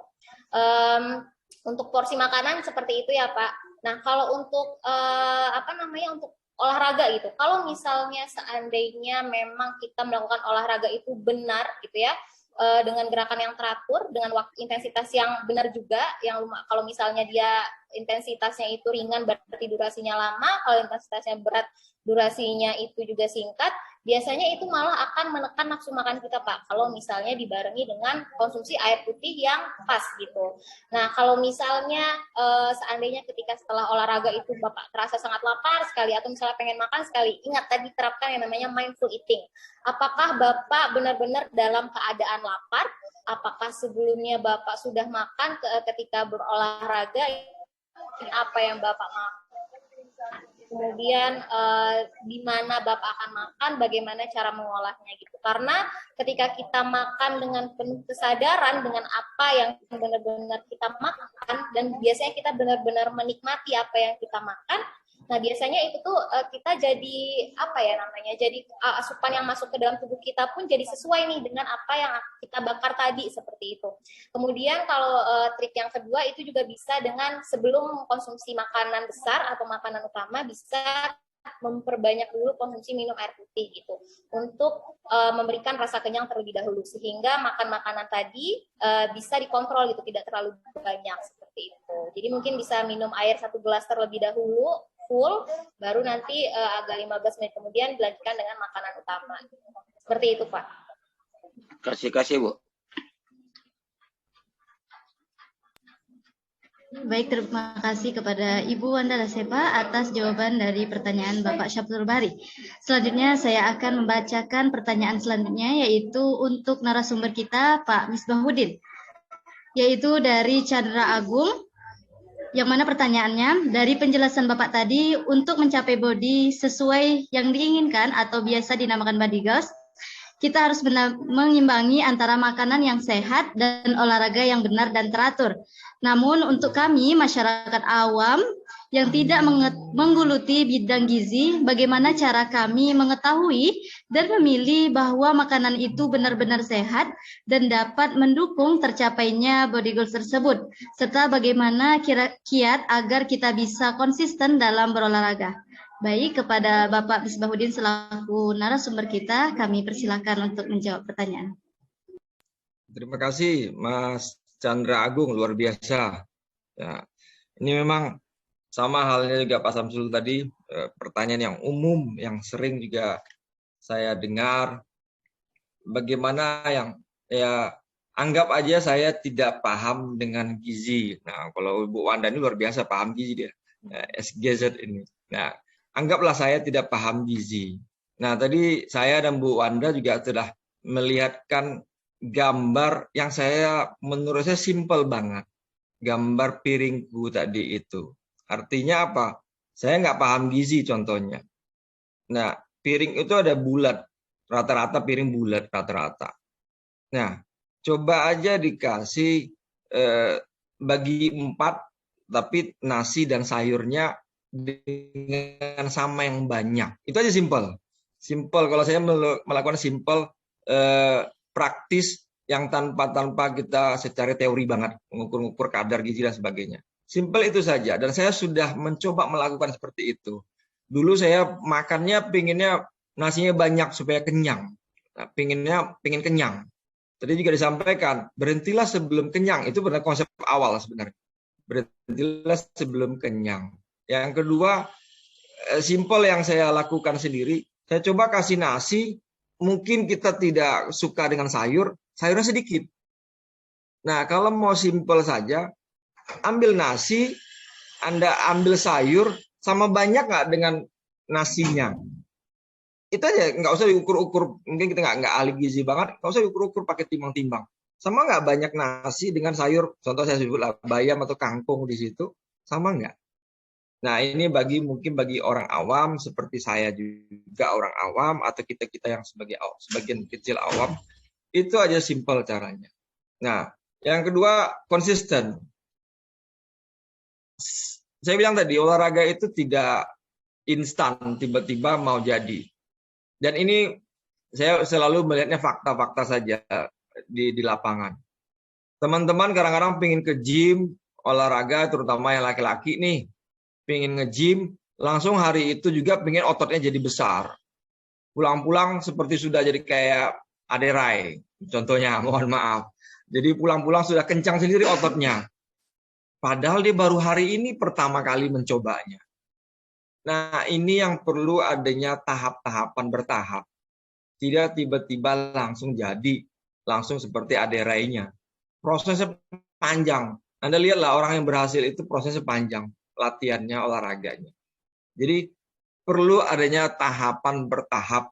Jadi kalau mulai dari olahraganya itu mulai dari peregangan, pemanasan, latihan intinya, dan pendinginan cooling down-nya. Terus bagi kita yang pemula, saya anggap sebagai pemula, saya tidak selalu dengan teman-teman yang pemula juga, jangan langsung tiba-tiba kasih porsi yang sama olahraganya. Anda pergi tempat dunia gym, Anda lihat teman sebelah yang tidak kenal, melakukannya luar biasa mengangkat beban. Wow, oke. Anda ikut mereka-mereka. Padahal kita adalah pemula. No way. Artinya jangan. Makanya perlu ada instruktur atau pelatih yang berpengalaman. Tentu ada tahap-tahapan yang sedikit pelan-pelan. Jangan ikuti orang sudah berpengalaman. Bagi yang pemula. Inilah yang terjadi sering. Teman-teman setelah olahraga langsung berhenti. Kenapa? Salah latihan. Tiba-tiba langsung ikut orang-orang yang punya pengalaman. Langsung akhirnya berhenti. Kenapa? Karena tadi pertanyaan pertama, sakit. Harapannya sakit itu tidak luar biasa menjadi cedera olahraga. Nah, prinsipnya saya selalu itu, jangan sampai cedera olahraga. Sakit sedikit itu ada hal yang wajar, tapi jangan dipaksa untuk olahraga. Untuk bagi pemula. Jadi bertahap, pelan-pelan. Itu saja. Mungkin tambahan sedikit. Semangat Pak Mas Chandra Agung untuk olahraga dan sehat. Oke, baik, terima kasih Pak. Baik, terima kasih Bapak Misbahuddin atas jawaban yang sangat memuaskan. Selanjutnya saya akan membacakan pertanyaan, yaitu dari Messi Marelda. Assalamualaikum warahmatullahi wabarakatuh. Saya Messi Marelda dari Universitas Pahlawan Tuanku Tangguhsai ingin bertanya kepada Bapak Misbahuddin. Bagaimana jika kita sudah terbiasa melakukan olahraga secara rutin dan sudah mengkonsumsi makanan yang cukup, namun proporsi tubuh kita masih tidak terlihat ideal atau body goals? Apa yang harus kita lakukan dan apa tips agar tubuh bisa terlihat ideal dan body goals? Terima kasih. Kami persilakan kepada Bapak Misbahuddin. Oke, terima kasih Mbak Messi Marelda. Wah, luar biasa nih. Udah biasa olahraga, udah gizinya oke. Nah, saya nggak tahu nih kasusnya Mbak Messi-nya. Apakah Mbak Messi-nya dikatakan bagaimana proporsi idealnya? Nah, kita harusnya introspeksi juga. Apakah olahraga kita memang rutin? Yang tadi juga disampaikan, baik saya maupun Ibu Anda, ya rata-rata 3 sampai 4 kali rutin nggak olahraganya? Mohon maaf, saya pernah nimbang atlet saya sebelum olahraga dimulai, terus setelah latihan olahraga timbang. Dan itu pernah betul-betul yang sudah teratlet ya. Dan bukan maksud menurunkan berat badan, tapi secara tidak langsung turun berat badan sampai, mohon maaf, 2 kilo. Tapi itu sudah terlatih banget. Ya, terlatih banget. Artinya bagaimana porsi intensitasnya tadi yang disampaikan pemateri. Intensitas olahraganya, kita lihat dulu apa yang Mbak Messi lakukan olahraganya. Terus gizinya, saya juga tidak melihat seperti apa yang dimakan oleh Mbak Messi. Jangan-jangan tadi mungkin karbohidratnya terlalu tinggi, seratnya kurang, proteinnya juga kurang. Nah, ini harus kita lihat dulu Mbak Messi. Seperti apa olahraganya Mbak Messi, seperti apa gizinya. Artinya memang harus seimbang antara apa yang Mbak lakukan olahraganya, keluarkan, apa yang input masuknya makanan, itu harus kita lihat dulu. Ya, secara tidak langsung kita bahasa risetnya kita ukur dulu. Apakah seimbang atau tidak. Nah, itu kita lihat dulu, Mbak. Jadi olahraganya apa? Saya nggak tahu juga olahraga Mbak Messi apa nih. Jangan-jangan cuma jalan kaki. Ya, Mbak Messi. Ya, itu mungkin moderator. Halo, Bro. Terima kasih, Pak. Ya, makasih Mbak Messi. Suaranya hilang, moderator, di mute. Moderator suaranya.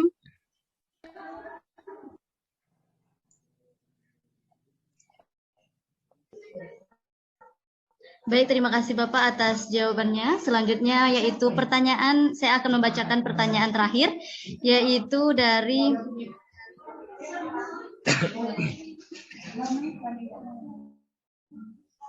maaf Pak.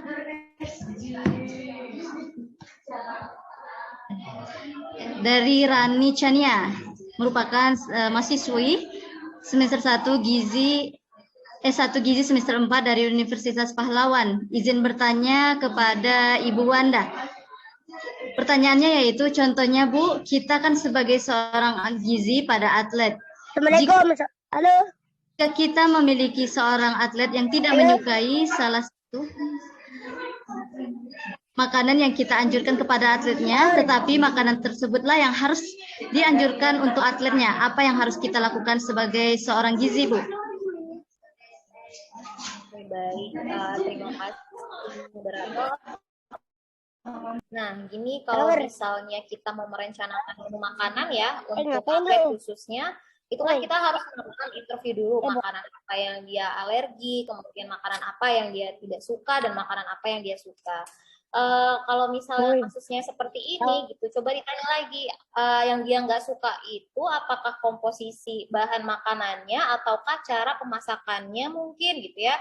Nah kalau misalnya cara pemasakannya ya mungkin bisa diakali dengan cara pemasakan yang lain gitu. Kalau misalnya ternyata bahan makanannya yang memang dia tidak suka, carilah bahan makanan yang memang komposisinya itu dari segi zat gizi, dari segi manfaatnya itu sama gitu.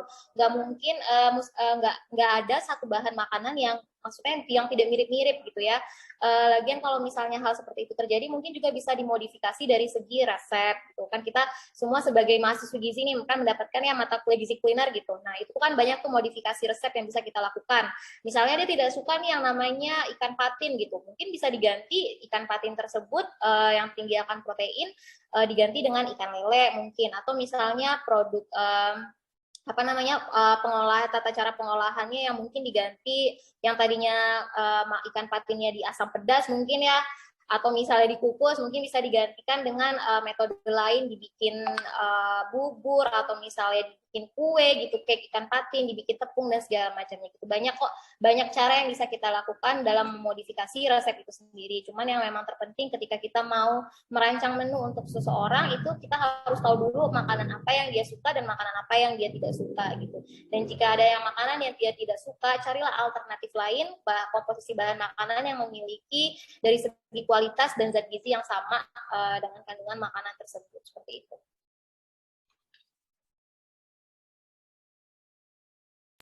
Baik, terima kasih Ibu Wanda Lasepa yang sudah menjawab pertanyaan terakhir. Baiklah peserta webinar sekalian, itu saja pertanyaan yang saya bacakan. Mungkin ada pertanyaan yang terwakilkan oleh yang sudah dijawab oleh pemateri kita.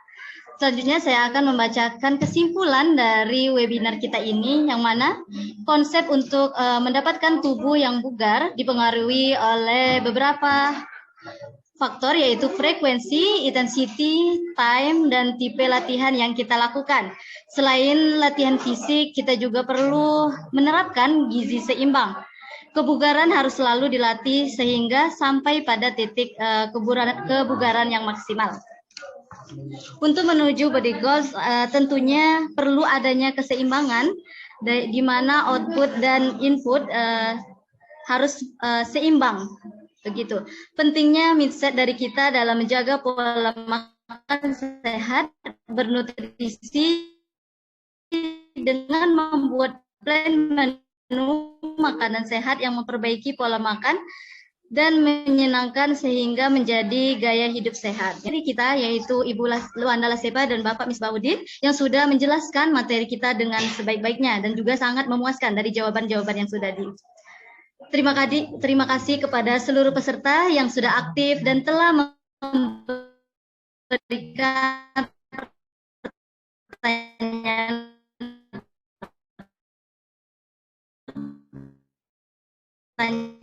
menarik.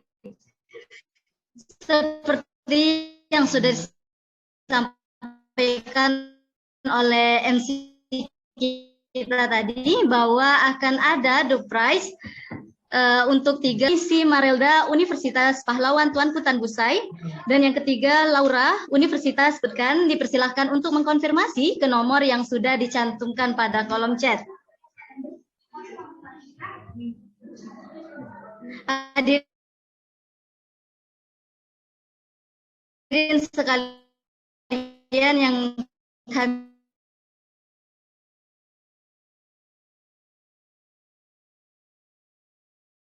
hormati, kami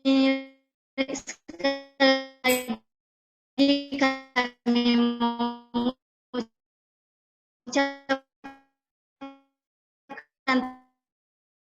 terima kasih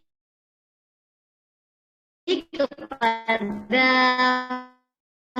para materi Ibu Wanda Lasepa SGZ MGZ.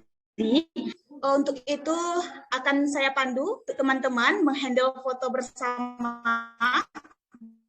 dengan hitungan mundur. Untuk itu teman-teman boleh mengisi absensi terlebih dahulu, nantinya akan ada sertifikat yang akan kami berikan dan mengisi absensinya.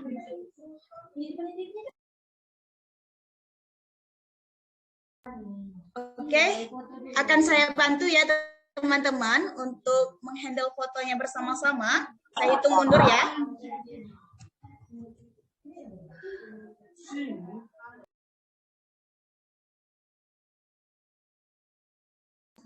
Oke, siap-siap. 3, 2, 1. Sekali lagi, slide kedua. 3, 2, 1.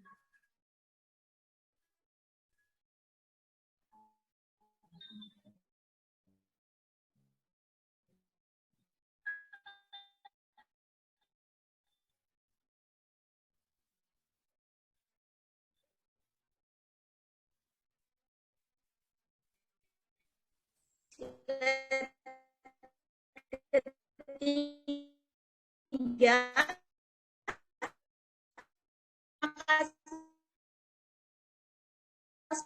sponsor yang telah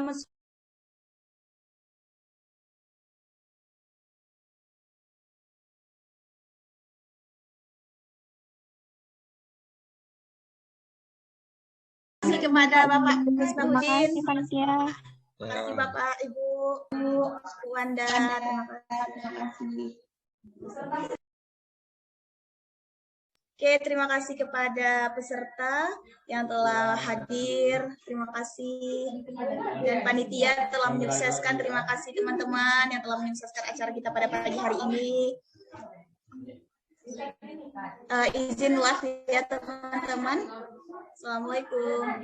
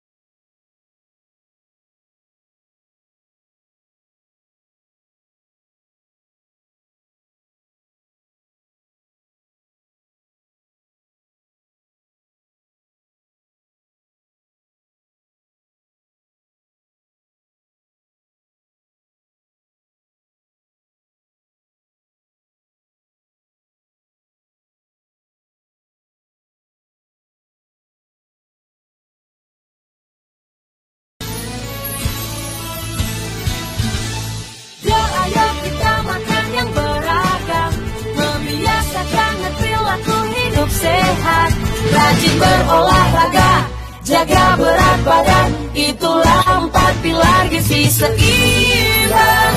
Bangsaku sehat berprestasi.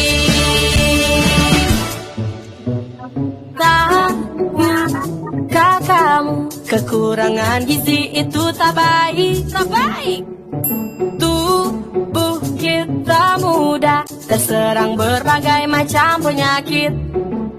Protein, karbohidrat, vitamin, mineral, lengkapi gizi keluarga kita.